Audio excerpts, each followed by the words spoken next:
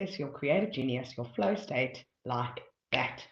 If the answer is yes, you are tuned into the right live, people, because today we are talking about what is holding you back creatively and how to use improv comedy techniques to get out of your own way. Woo! So, I have been asking on every platform, what is the biggest thing holding you back creatively? And feel free, if you're on the chat, if you're on the live now, to put it into the chat. What is holding you back creatively? And I'll make sure that I tackle that. But there were quite a few recurring things that came up when people were saying that they were being held back creatively and what they felt like was standing in their way from accessing their creative genius on demand. And one of the biggest things that I found, and one of the biggest uh, things holding people back that I found, was a fear of failure and judgment of others. And a lot of people were saying that this fear of failure was so bad, or the fear of judgment from others was so bad that it would paralyze them to a point of inaction, of not even getting started. And um, I've been there in my life as well. You know, before I started out on my improv comedy journey, going into the acting and performance space and wanting to get into the entertainment industry and not looking a certain way, that fear of failure and judgment of what other people are going to think about me because I don't fit the mold or look a certain way, was totally holding me back from sending out emails and going to meet with agents and going to meet with, different people in the industry. So it did hold me back. And how many people on this live are letting fear of failure and judgment of what other people think of you hold you back? Or how many of you have let fear of failure and judgment of what other people think of you hold you back from even getting started? I heard something really great which said, you don't have to be great to start, but you have to start to be great. And the beautiful thing about improv comedy, which uh, obviously is a skill, improv comedy is a skill. Anybody can learn how to do it. Okay. But through loads of practice of learning how to fail and fail, uh, you know, continuously in a group, what starts to happen is that fear of failure actually, instead of letting it be something that holds us back, it's actually something that moves us forward. It's actually something that gets us excited because in improv comedy, we start to begin, okay, I failed so much, I failed so much, I failed so much. And because it's really thinking on your feet at lightning speed and you don't have a lot of time to think of the failure, you have to move on so that the scene moves on, so that the story moves on, so that the play and the theater that you're doing moves on. Because you don't have time to worry about the failure and worry about the judgment of others, what starts to happen is we start to see the failure as an opportunity for comedy to happen. Okay, so a switch starts to go off in our brain where we start to say, oh, let me fail more and fail faster and get over the failure even quicker, because then I have time to produce more comedy and more jokes, because that is often a part of comedy that we really find funny. When is Charlie Chaplin the funniest? Gets hit over the head with a frying pan, knocks into a pole, slips on a banana peel. Okay, the failure is funny. And because we as improvisers learn to fail hard and fail often and think at lightning speed, we actually learn not to wallow, but to be resilient and agile and bounce back in record time. And that is power.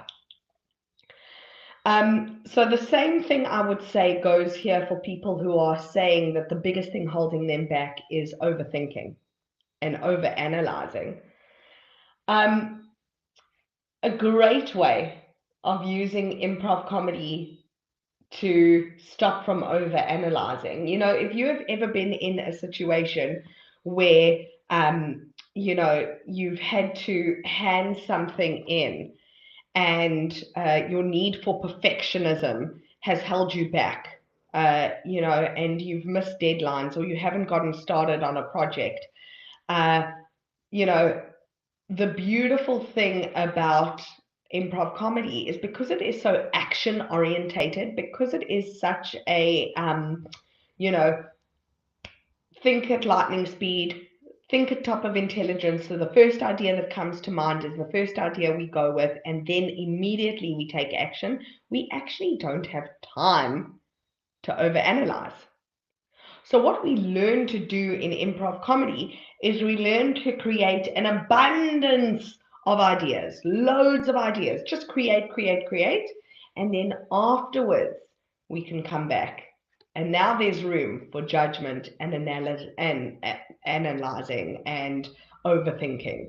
Okay, but when we first create, we create by moving out of our own way, creating in quantity, and then we can come back and check the quality.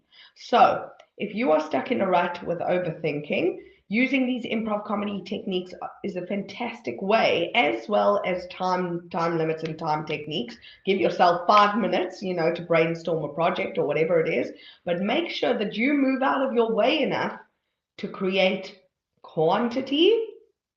And then once you've created enough ideas, you come back, and now's the time to overanalyze. Now's the time to look at quality. Okay? But much better to have 50 mediocre ideas that can become 50 great ideas than having 3 mediocre ideas that can become 3 great ideas. Okay? Got it. Bada bing, bada boom, bada bang. Okay. The other thing that people are really saying is holding them back is imposter syndrome, doubting their abilities, a lack of confidence in what they are doing. And I want you for a moment to think about your life experience in the field you are working in. Okay, so when it comes to creativity, and if you're a creative in an agency, for example, and you are feeling a lack of confidence in terms of getting a brief and how to handle the brief, I want you to just take a moment and sit back and think of all the books you've read, all the places you've traveled to, all the creative projects you've worked on, all the poems you've written, all the times you've been in creative flow. And there's improv comedy techniques that will help us get into that flow really quickly and in a really fun way. But start by having an awareness of the biggest thing holding you back in terms of confidence when it comes to creativity is you. How do you get out of your own way? And the first thing to do is start to remember and feel and embody the times that you were in creative flow. What did that feel like? What did it feel like to be in creative flow? What did it feel like to create from that space? How easy was it? How fun was it? From this space, now we're winning awards. Now we're writing one-man shows. Okay? Now we're creating artworks that sell. Yesterday's live, we spoke about, turning your passions into profits and how to monetize your passions.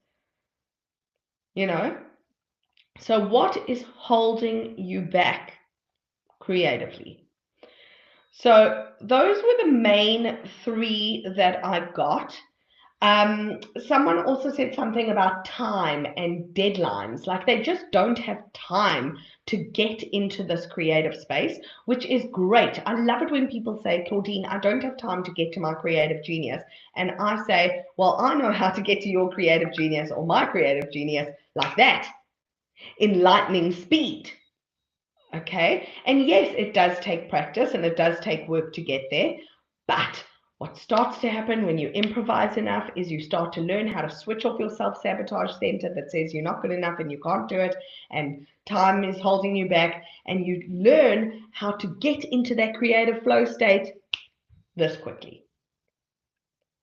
Okay, so other courses and other books and other gurus will tell you that in order to get into your creative zone takes years of work and takes loads of dedication and hours in order to get there.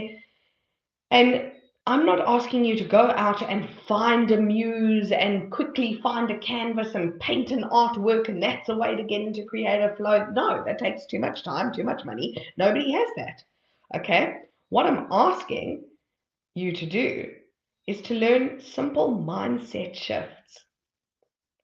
That is as easy as going from a no state to a flow state. As easy and as quickly as going from no state to flow state. Through a few mindset techniques. That's how easy it's going to become for you. So if you are feeling like you don't have time, and that is what is holding you back creatively, I want you to learn a technique, a framework that can get you to your creative genius as quickly, as easy, and as fun as possible, so that you don't have to worry about time being a factor that's holding you back creatively. So, if any of you have felt touched, moved, or inspired by anything that I've said today, if you have gotten any nuggets of information that can help you on your creative process, yes, that's incredible. I would like you guys to please sign up to the masterclass. I'm going to be running a masterclass on the 17th of November. We are going to be talking about what is holding you back creatively. I'm going to show you my simple proprietary framework that takes you from block to brilliant, creatively blocked to creatively brilliant, and we are going to have loads of fun. So if you guys want to be there, I am going to drop a link in the comments. Let me know in the comments. Give me a hell yeah if you want it. Yes. Yes, Jerry. Yes, Annika. Yes, Jono. Yes, Amy. Yes, Gabriella. Yes, Katz. Okay? Yes. So if you guys want that link, let me know in the comments and I will send it to you. I will see you guys at the masterclass and I cannot wait to teach you the funnest, simplest, easiest way to take you from blocked to brilliant. You guys are amazing. Angel doves, stay hilarious.